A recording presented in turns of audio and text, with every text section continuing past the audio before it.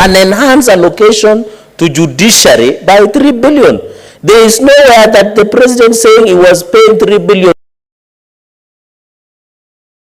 Is this, and it is a black and white, Mr. Speaker. Is he alleging that judiciary has been bribed by the executive, Mr. Speaker? He should withdraw and apologize not only to Kenyans but to judiciary. Budget by maybe 10 billion.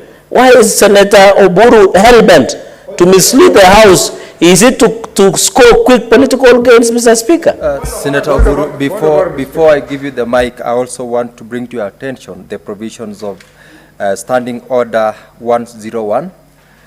And I'll read, because this is serious. Neither the personal conduct of the President, nor the conduct of the Speaker, or of any judge, nor the judicial conduct of any other person performing judicial functions, nor any conduct of the head of state or government, or the representative in Kenya or any friendly country,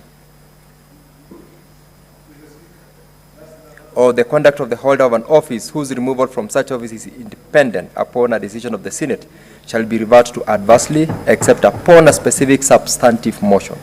I direct you, Senator Oburu, to withdraw the reference to the payment to the judiciary and proceed to conclude on your contributions. Mr. Speaker, sir, Senator Eddy, you are a very poor learner. You have previously been informed as to how you get the attention of the Speaker. I have not. Senator Oburu, proceed. Mr. Speaker, sir,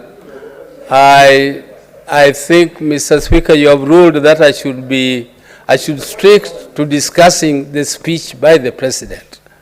Mr. Speaker, this particular clause of paying 3 billion shillings was by the President, Mr. Speaker. Am I discussing the person of the President, or I'm discussing the speech of the President? Senator Oburu, it was not a payment to judiciary. No, it is he said his government paid 3 billion shillings. The government paid 3 billion shillings. Not him personally, but the government paid it. So, no, not the President. It is in his speech that the government gave 3 billion shillings. Senator Oburu, Senator Eddy is on a point of order. Proceed, Senator Eddy. Mr. Speaker, I am on point of order number 1, actually. Yes. Mr. Speaker, I'm on point of order number 1. I mean, standing on number 1, Mr. Speaker. Mr. Speaker, I have been here the entire of this afternoon. And the substantive Speaker, noticing that sometimes there are frivolous point of orders being raised in this House, Mr. Speaker, made a judgment that sometimes let a senator proceed to conclude, Mr. Speaker. I mean, the kind of ranking and respect that I give to the majority leader is stature, the position he holds in this House, the leadership that he holds in this House. You know, when he was speaking, it could not be interfered with frivolous point of orders. And I agree with it. But in the same manner, Mr. Speaker, Senator Oburu Odinga, Mr. Speaker, is a serious ranking member of this House, Mr. Speaker. But I find it, Mr. Speaker,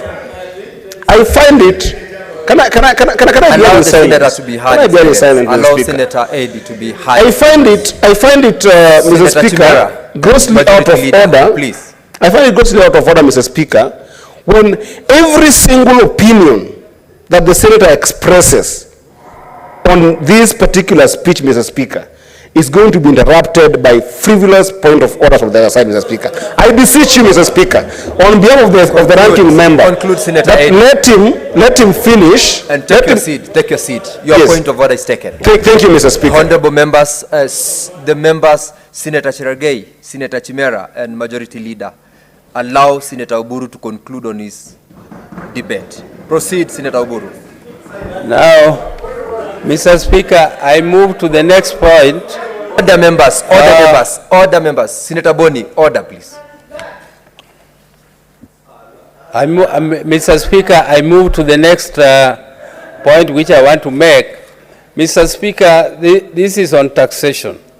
Mr. Speaker, the burden of taxation is too high. And the President, who is my colleague, former colleague, knows very well that when we came into government together with him in 2002, personally I was not there, but I came in 1990. He adopted a policy. And I want the majority leader to listen to this, because he's saying we offer constructive recommendations. Mr. Speaker, the policy of taxation must be taken very seriously. Mr. Speaker, the policy which we adopted, and I believe it is the one which we should use now, was that we lower the levels of taxation, but we expand the tax base. And then we close all the loopholes for corruption, all the loopholes for leakages. Then once you do that, Mr. Speaker, the revenue will go up. Introducing those taxes are not Kenyans. Mr. Speaker, within less than 2 years, the revenue was 480 billion, and the economy was growing negatively when Moi left. But within less than 2 years, Mr. Speaker, the revenue had shot up from that to 1 trillion shillings, Mr. Speaker. Mr. Speaker, we were not complaining that the previous regime had done this, they had done this, they had done their best, but that was not our concern. Our concern was how to revive the economy, what we should do to revive the economy. And we did it. So, Mr. Speaker, I want the government to take this matter seriously. Just don't complain, but let us find a way. Let us find a way of help. You find people ransacking your luggage because you have bought something which is more than this, something more than this. We want to introduce the old systems, Mr. Speaker, which even jailed people for foreign currency. For a small amount of money, Honorable Oburu was jailed for coming without declaring $100 for 1 full year. Mr. Speaker, that is one issue which I think we should